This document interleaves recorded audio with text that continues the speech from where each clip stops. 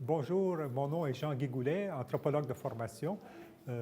J'ai été invité à diriger un numéro de la revue Anthropologie et Société par Francine Saillant lorsqu'elle était directrice de la revue. Et elle m'a demandé un peu parce que ce que je publiais était dans le domaine de l'anthropologie de l'expérientielle, qui est un nouveau courant en anthropologie qui met en valeur les expériences de transformation que le chercheur peut vivre sur le terrain dans la mesure où il s'engage plus profondément avec les gens qu'il fréquente, des gens qui l'introduisent à des rituels de guérison, à toutes sortes de cérémonies qui lui sont étrangères dans son milieu natal, si vous voulez.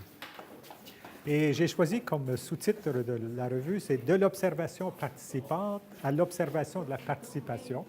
C'est une traduction littérale d'un article que Barbara Tedlock avait publié il y a 40 ans. Donc, c'est un 40e anniversaire d'un article très important en anthropologie de Barbara Tedlock, From Participant Observation, qui est la méthode dans l'anthropologie, à Observation of Participation. Est-ce que observer notre propre participation nous renseigne au sujet, justement, du lieu qu'on habite maintenant en tant que chercheur, mais le lieu dans lequel on entretient tout à coup des nouvelles relations qui nous transforment, qui ont un impact profond sur nous, comme personne, homme ou femme, quel que soit notre âge. Et lorsqu'on pense ici aux contributeurs, il y a des jeunes chercheurs, il y a des chercheurs plus âgés, dont Francine Saillant elle-même, moi-même. Et donc, on s'aperçoit que les gens ont vraiment eu un impact sur nous. Alors, c'est observer notre participation de telle manière qu'on pourrait dire que les gens, quand ils nous lisent, ils disent « Oui, vous êtes venus chez nous et vous étiez avec nous chez nous », y incluant lorsqu'on, tout à coup, dans des rituels, on a des rituels de guérison, il y a des esprits qui viennent nous guérir, il y a des défunts qui nous apparaissent, il y a des phénomènes qui, dans un monde moderne, apparaîtraient un peu inusités, extraordinaires, mais pour les gens, sont des expériences ordinaires. Donc, ce n'est pas de quoi avoir peur, mais c'est de quoi, au fond, à s'ouvrir. On peut s'ouvrir à ces phénomènes-là. Et la transformation de l'anthropologue par le terrain, c'est justement le titre, si vous voulez, de la revue.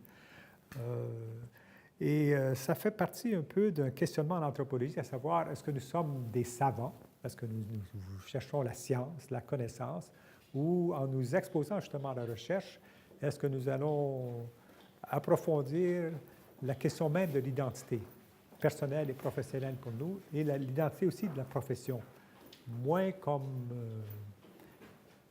quelqu'un qui ramasse des données objectives à l'extérieur de soi, comme si les communautés existaient indépendamment de nous, mais on va ramasser des observations justement dans l'interaction, dans la participation avec les gens qui nous accueillent chez eux, parmi eux. Donc, c'est un peu le thème de la revue. Il y a des articles, évidemment, on a eu une Maori, Lily George aussi, qui a écrit, comme autochtone aussi, qu'est-ce que ça veut dire être Maori aujourd'hui, qu'est-ce que ça veut dire devenir chercheur. Donc, elle décrit la transformation de son monde. Anne-Marie Vuillemot, qui nous parle de Kazakhstan, elle était là, les gens qui travaillent dans la steppe et qui vont immigrer en ville et qui perdent au fond le sens de la vie une fois rendus en ville, parce qu'ils ont perdu toute leur tradition. Donc, l'anthropologue en exil. Deirdre Mantel, qui est ici à Montréal, en milieu urbain, et les spiritualistes, des catholiques romains qui font les cellules de guérison et toutes sortes de choses. Donc, la religion en ville. Barbara Tedlock, qui nous parle de son initiation dans le monde Zuni, la façon dont elle et son mari, au fond, on dit comme chercheur, on va devenir des patients des guérisseurs. C'est en étant patient qu'on va devenir apprendre vraiment qu'est-ce que les guérisseurs font. Donc, se sont exposés, si vous voulez. Denis Gagnon, qui a travaillé parmi les Inuits, qu'on a pris comme un policier, un espion au début, mais qui, à la fin, fait des pèlerinages au sanctuaire de Sainte-Anne, et donc découvre avec là tout un symbolisme religieux auquel il n'y aurait pas eu accès sans accompagner les gens le long du fleuve, et ainsi de suite.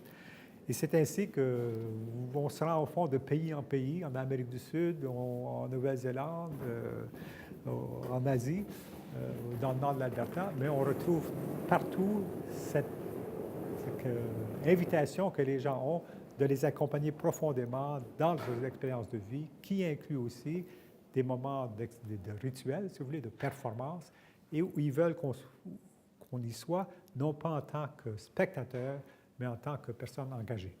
Et donc, ce qui fait qu'on fait l'expérience d'une transformation de l'anthropologue par le terrain, justement en raison de l'accueil que les gens nous donnent, et en raison aussi du consentement qu'on se fait à soi-même pour dire « je vais consentir à faire plus que cueillir des données ».